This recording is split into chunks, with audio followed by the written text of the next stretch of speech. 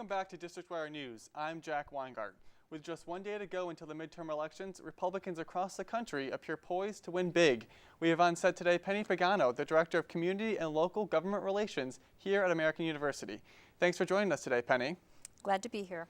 I'd like to start off today's discussion about Sarah Palin. Over the weekend, she appeared on Fox News, and she made a comment that she pretty much said Dems blew it. So let's have a look at what she said, and then we'll talk about it.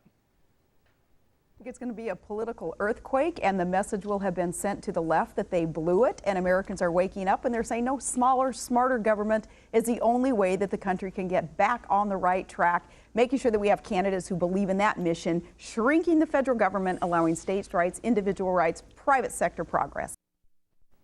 So, Penny, what is your take? Is Sarah Palin right? Did Dems blow it? I think we'll find out very quickly whether she was right or wrong.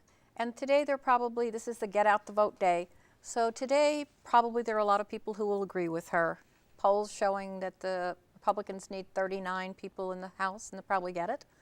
And I think the important thing is there are a lot of key races across the country. There's Senate race, House races, governor's races. And until all those are done and all the votes are counted, then I think we'll see whether she was right or not.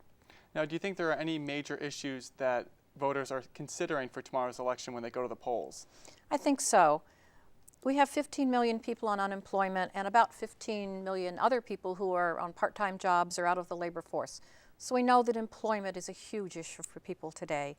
And I think that'll be on a lot of people's minds, along with massive federal spending and the health care bill.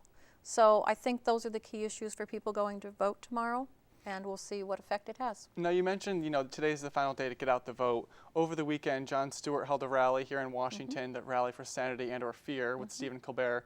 Do you think that in any way will have any effect in tomorrow's election, and do you think it'll draw out younger voters?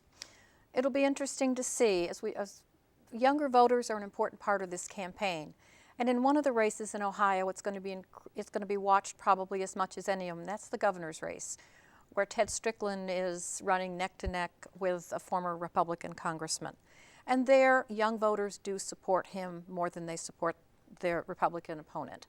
So will the youth go out and vote tomorrow? And that'll be a really important thing and something people will be watching for this election and coming up.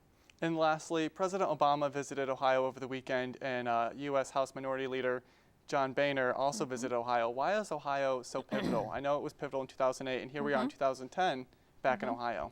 Ohio caused a lot of excitement in the last election, and it'll be watched very closely now. It's part of the Rust Belt, part of the area of the Midwest where people are having a great deal of problems with unemployment and other issues. So it's going to be a very key issue for this election. So we'll all be watching that state very closely. All right, great. Well, thank you for joining us today, and we'll be back after a commercial break. Thanks, Jack. Coming up next on District Wire News, a mess on the Metro, hundreds of thousands of riders this weekend, crowded trains and chaos. 4 people were hurt in an escalator problem. We'll show you what happens after the break. And a community mourning, the memorial service for an AU professor who was murdered last week. Stay with us.